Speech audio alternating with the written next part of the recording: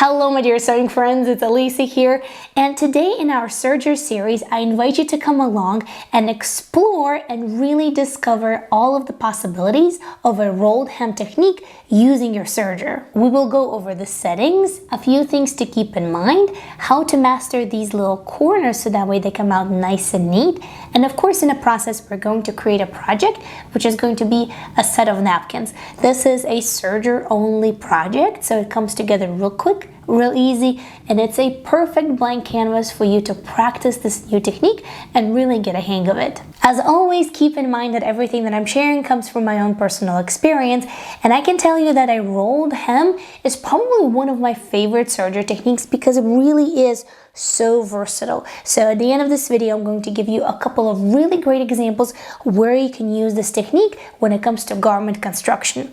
And right now, let's go ahead and start by setting up our machine. We're going to start by removing the stitch finger. There it is. And then also removing the left needle. All of these steps are usually outlined in a user's manual that came together with your SERGER. So if you're just not sure what goes where, definitely check it because your SERGER might also be very different than mine. And I always keep my manuals handy so that way I can reference them when I need them. Next, I'm going to thread my SERGER. And here you don't have to use all 3 threads of the same color. In fact, the only thread that you're going to mostly see on your napkins is the one that's going to go in your upper looper. So I'm going to use 3 different colors, and we're going to thread our right needle, upper and lower looper. Now I'm going to thread my SERGER just like I normally would. Next, we're going to adjust a few settings that we have here on these knobs. First is going to be the stitch length. Currently it's set on 3 for normal serging, so I'm going to turn it all the way to R. My differential feet is going to stay as is, set for normal serging at 1. And I'm also going to leave my stitch width as is as well, set for 5. The last setting that we will need to adjust is the tension. Now here is where partially that magic of a rolled hem really happens. So we're going to leave our right needle as is at 4. We're not adjusting left needle because we have removed it. Now my right needle and left needle are usually set at 4 for regular serging, so I'm going to leave it at 4 as is. But depending on the fabric, you might need to adjust that. So take these settings as a guideline, but as I mentioned, depending on the fabric and the thread that you're using, you might need to play around a little bit with these settings. Now for the upper looper, you might want to leave it as is at 4, or perhaps you might want to loosen it up a little bit. Let's say I'll go down to 3. Now the lower looper, you actually want to increase the tension. As I mentioned, the upper looper thread is the one that you're going to be seeing wrapped around the edge of your napkin.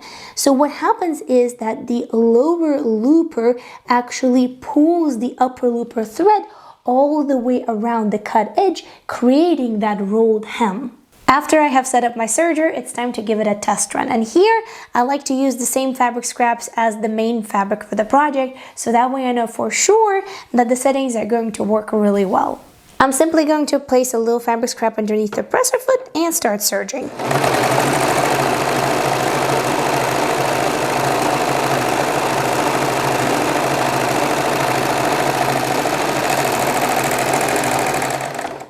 And this is what we have.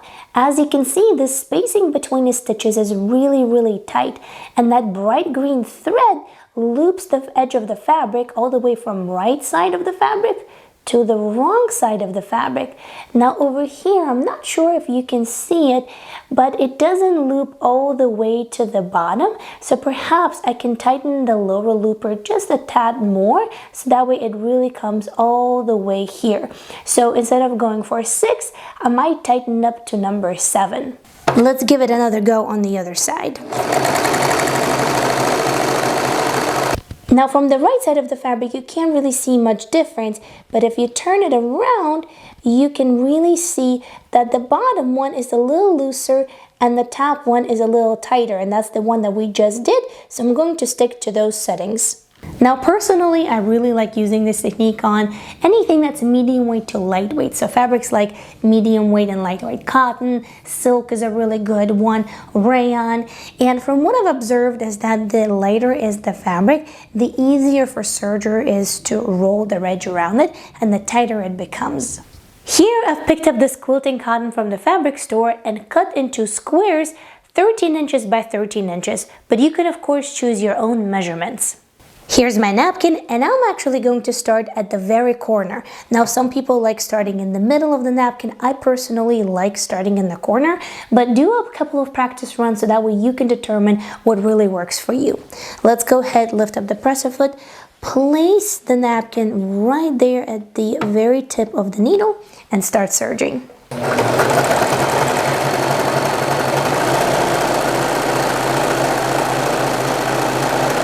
Now don't be afraid to stop if you need to. Don't feel like you have to complete an entire hem in one go. And notice that I'm cutting off with my knife just the tiniest bit of the fabric. You don't want to cut too much, otherwise your corners are going to come out a little bit funny looking.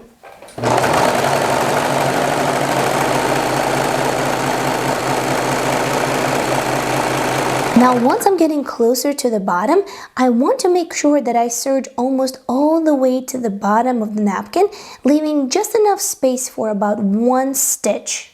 Let me get up here real close and mark it with a heat erasable pen. Now I'm going to sew all the way, stopping at that line.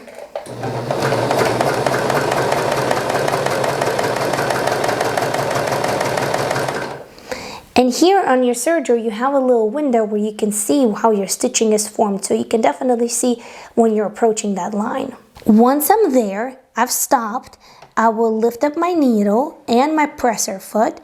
I will go ahead and tug my project just a tiny bit, so that way I can turn it around like so.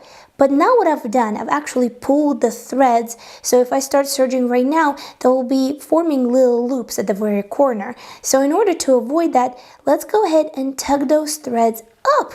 So that way we return them to the previous tension for a normal stitch.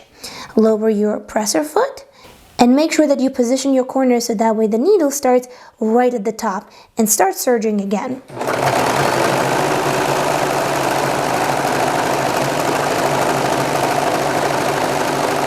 Once you're at the bottom of the other corner, let's go ahead and repeat all of the steps. Once you're ready to finish your napkin, just go ahead and serge all the way down by cutting off this little tail.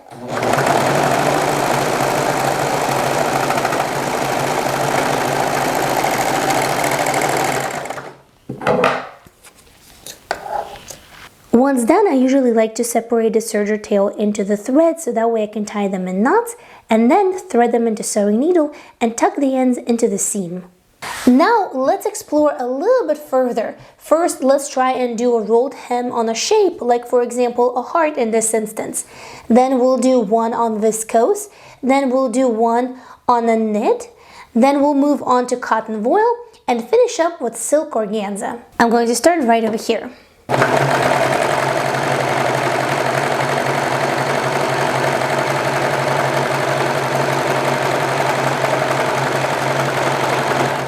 On the curve, I find that it helps if I stop, then lift up the presser foot and then readjust my shape and then keep going.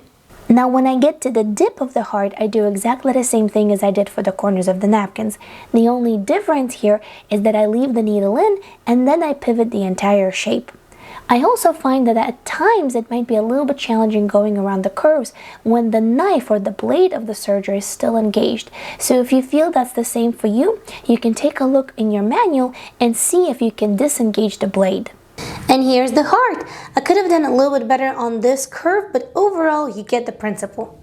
Next, let's go ahead and do the edge of this viscose. As you can see, it's very soft and very drapey, and I actually made a pair of pants for summer out of this fabric.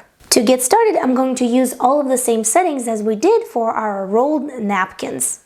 And here's the result. Now it just so happened that the same settings worked for this fabric as well. But let me show you what happens when one of the tensions is off. Now this is what happened when the upper looper tension was too loose, and now you can compare it side by side with a regular looking rolled hem. Now this is what happened when the upper looper tension was too tight. At a first glance everything looks as normal, but if we take a look a little closer, you can see that the bright green thread doesn't loop all the way around the fabric. Instead it stops right here on the edge. You can see it a little bit better if we compare a normal rolled hem with the one that we have here on the top. And you can see there's a tiny little edge over here. And if we turn it to the wrong side here, you can really see what's happening.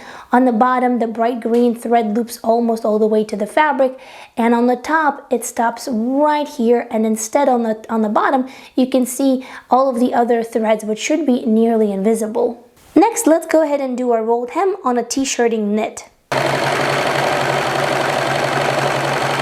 I personally find a rolled hem on knits a little challenging unless you want that sort of rolled effect of a lettuce hem, which we're going to be talking about and exploring in the next serger video.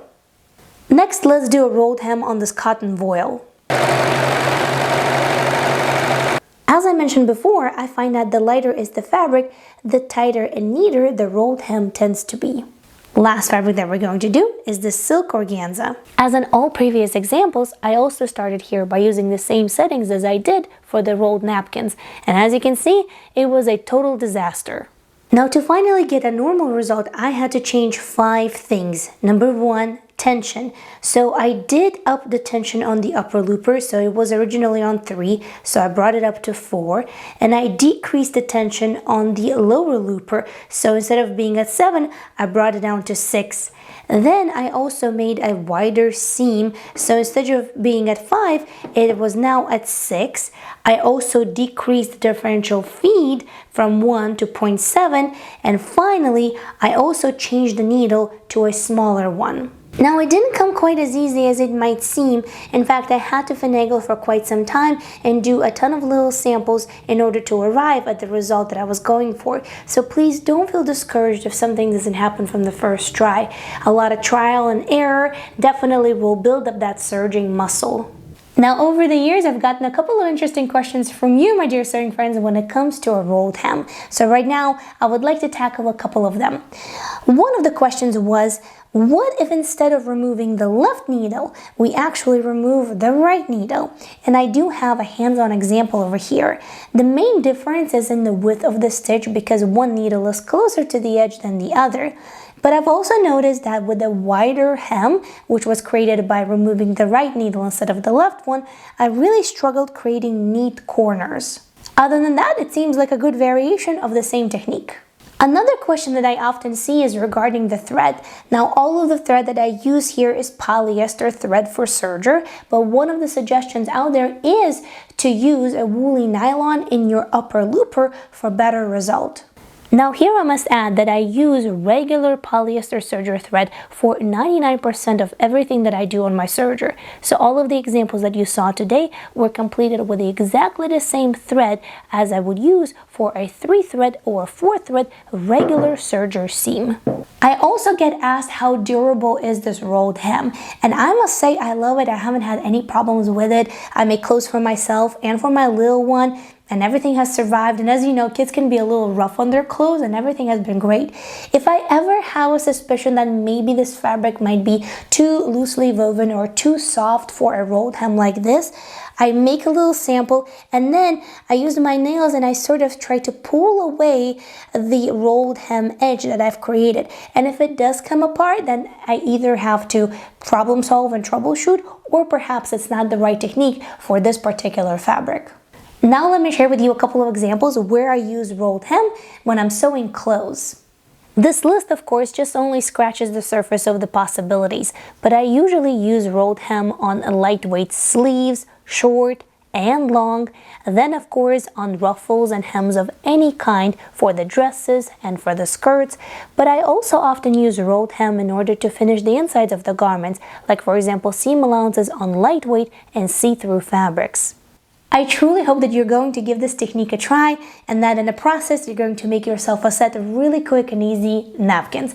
Next, I would love to share with you a creative serger technique where we're going to be using all of the same setup except for one minor adjustment, which is going to give us this beautiful lettuce hem. So if you would like to see how to do that, then definitely click right over here, and thank you so much for watching. Until next time, happy serging, and I'll see you very soon in another video.